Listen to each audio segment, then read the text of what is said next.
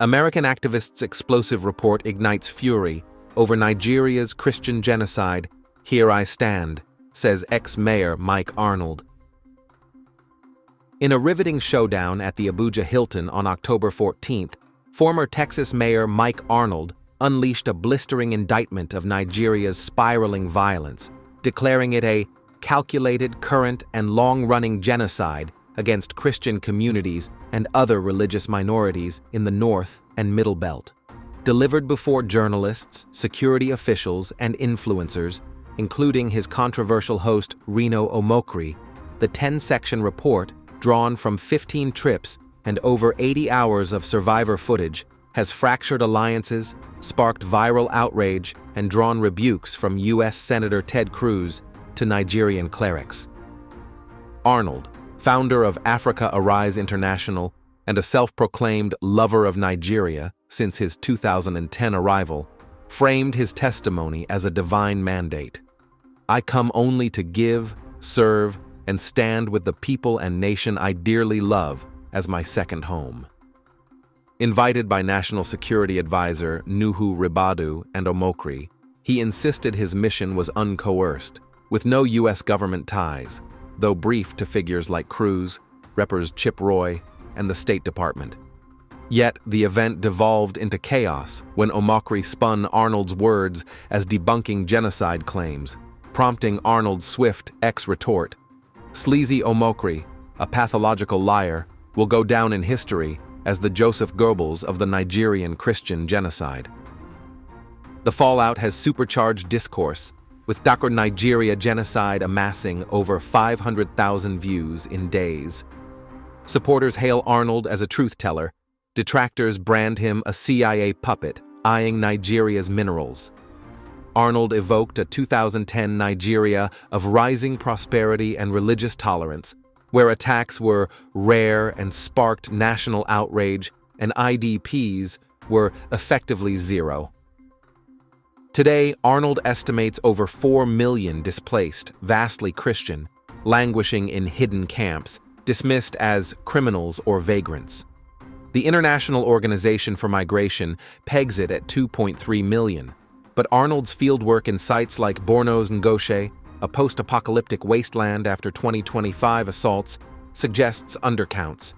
His team runs schools for 550-plus students, mostly Christian, in 2 camps, with a third underway, capturing testimonies on YouTube's My Voice Matters. I have met orphans whose parents were hacked to death, Arnold recounted, vowing his documentary Me and Ms. Hanatu will amplify these voices. Patterns of peril, churches razed, lands seized. The report chronicles a chilling pattern.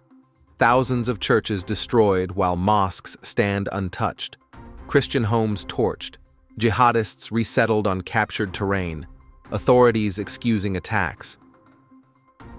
Part of the report reads, "My name is Mike Arnold. I recently served as the elected mayor of the city of Blanco, Texas. I first visited Nigeria in 2010 as a board member of Unity for Africa.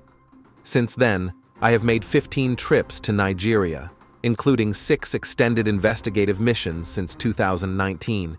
I founded Africa Arise International and Africa Arise USA in 2019. I have frequently been quoted in top newspapers and TV news broadcasts here. I have never extracted anything from Nigeria beyond modest gifts.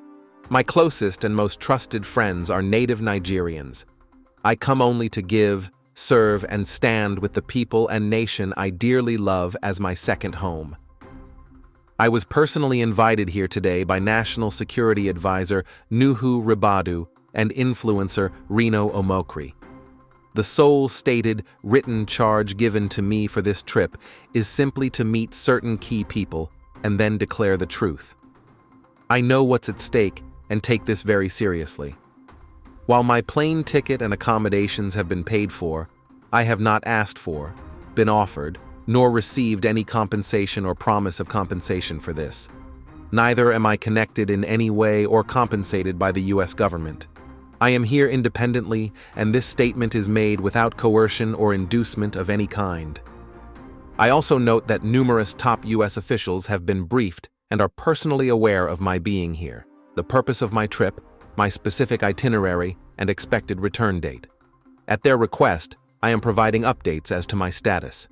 These include, but are not limited to, my Senator from Texas, Ted Cruz, and Congressman Chip Roy, the White House, U.S. State Department, and acting ambassador, as well as a Pulitzer Prize-winning journalist from the New York Times and their international editor. Also note that as I present this statement, it is being simultaneously distributed not only to these people who are awaiting it, and also posted online for all to access. This statement is my formal account and analysis of facts, findings, and first-hand documentation of claims of widespread violence, displacement, and atrocity crimes in Nigeria, primarily directed against Christian populations in the North and Middle Belt, and whether this rises to the level of genocide. It is addressed to journalists, international observers, human rights bodies, and policymakers in the United States and abroad. We have traveled to cities, villages, and remote encampments, from Bokos, Jos, and Gwoza to Abuja, Lagos, Port Harcourt, Bukuma, and Makoko. I have interviewed governors, cabinet ministers, traditional rulers, 2 former presidents, and others. I have met orphans whose parents were hacked to death. I have built schools in internally displaced persons, IDP camps, and documented over 80 hours of filmed testimony and evidence, at great personal risk, soon to be released in our documentary film, Me and Ms. Hanatu. My findings carry the weight of direct experience. Tuber, Nigeria in 2010, a nation at peace.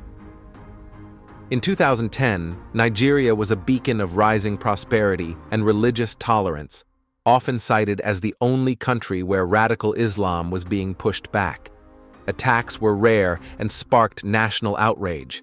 Recognized IDPs were effectively zero, with only minimal displacement from localized communal conflicts, a stark contrast to the crisis that followed, marked by a 100% surge in IDPs by 2011 due to Boko Haram's escalation. This prior absence of a displacement crisis is both verifiable and damning. 3. What changed? A deliberate crisis. By 2014, Nigeria's stability was shattered. Foreign meddling, including U.S. involvement, played a pivotal role in the 2015 election, enabling regime change that emboldened actors who ignored or enabled extremist violence. High-placed eyewitness testimony confirms this interference, with firms like Cambridge Analytica further skewing the political landscape. Radical jihadist elements, fueled by foreign fighters from Libya and the Sahel post-2011 Arab Spring, not invaders but invited, flooded into Nigeria, amplifying Boko Haram and ISWAP. Today, over 4 million Nigerians are displaced, a very conservative estimate based in part on my work in hidden camps, denied by officials who label victims criminals or vagrants, rendering UN and government figures entirely unreliable. The vast majority are Christians, driven from their homes by deliberate political engineering and radical conquest, while mostly Muslim IDP encampments do exist. Our team's fieldwork. Since 2019, our team has conducted relentless frontline research, interviewed survivors across multiple states, operate schools in 2 IDP camps for both Christians and Muslims, with a 3rd under construction, with a present total of 550+ students. We provide free, high-quality education. Filmed camps the UN and Nigerian government deny exist. Recorded numerous IDP testimonials via YouTube. My voice matters. In late 2024, my team visited and filmed in Ngoshe Gwoza LGA, Borno State, a once thriving Christian farming community, now a post-apocalyptic wasteland. Recent 2025 attacks confirm ongoing devastation, with surviving Christians confined to militarized zones where leaving risks abduction or execution. Our first-hand proof exposes a reality ignored by officials. Many people of Gwoza have been refugees in Cameroon for over a decade, abandoned by Nigeria while those who returned languish in the FCT, their homelands occupied by Boko Haram as the seat of its caliphate for years now. V. Consistent pattern of targeted destruction. Across regions and years, we've documented a chilling pattern.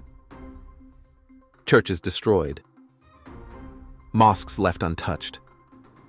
Christian homes torched. Jihadists resettled on captured land.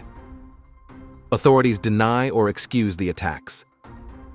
While some Muslims resisting extremism are targeted, the overwhelming evidence, thousands of churches razed, obviously selective violence, leads some to claim this is a faith-based genocide against Christians and those rejecting radical Islam.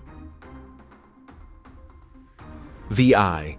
What drives the violence? This is not chaos, but a calculated campaign driven by three forces. Radical Islamic conquest. Armed groups, bolstered by foreign fighters from Libya, Sahel, post-Arab Spring, seek to impose extremist ideology with local enablers and political protection, described by eyewitnesses as jihad by occupation. Blood mineral extraction. Nigeria loses $9 billion annually to illicit mining of gold, tin, and lithium, with a significant portion, estimated at 10%, funding violence and corruption. Heavy machinery and foreign buyers appear days after displacements, exploiting lands of the displaced. Political realignment. War masquerades as politics. Local government areas overrun, electoral districts redrawn by force, militants resettled to skew demographics, dismantling communities deemed inconvenient. 7. The euphemism of farmer-herder clashes. The term farmer-herder clashes is cynical doublespeak, weaponizing historical land disputes to mask jihadist conquest. For centuries, herders and farmers coexisted with rare, non-lethal disputes. Now, villages are erased, churches leveled, and tens of thousands are dead. This is systematic terror, not grazing conflicts, a lie akin to calling Bosnia's ethnic cleansing a neighborhood spat. These targeted deadly attacks are the same whether labeled herders, bandits, or insurgents. The puppets may change, but the same forces pull the strings. A jihadi by any other name is just as deadly. Mincing words over labels appears to be intentional obfuscation. While global attention often focuses on Boko Haram and ISWAP, the majority of killings and displacements across Nigeria's Middle Belt are in fact carried out by the radical Islamist Fulani ethnic militia. Numerous field reports, satellite imagery, and survivor testimonies confirm that these Fulani militant groups, often operating under political protection and mislabeled as herders, are responsible for the most widespread, systematic, and sustained attacks on Christian farming communities. Their campaigns extend well beyond traditional grazing disputes, encompassing organized massacres, forced displacement, and the strategic occupation of conquered lands. Today, these Fulani militias represent the single most lethal terrorist threat to Nigeria's internal stability, surpassing Boko Haram and ISWAP combined in reach, frequency, and civilian death toll.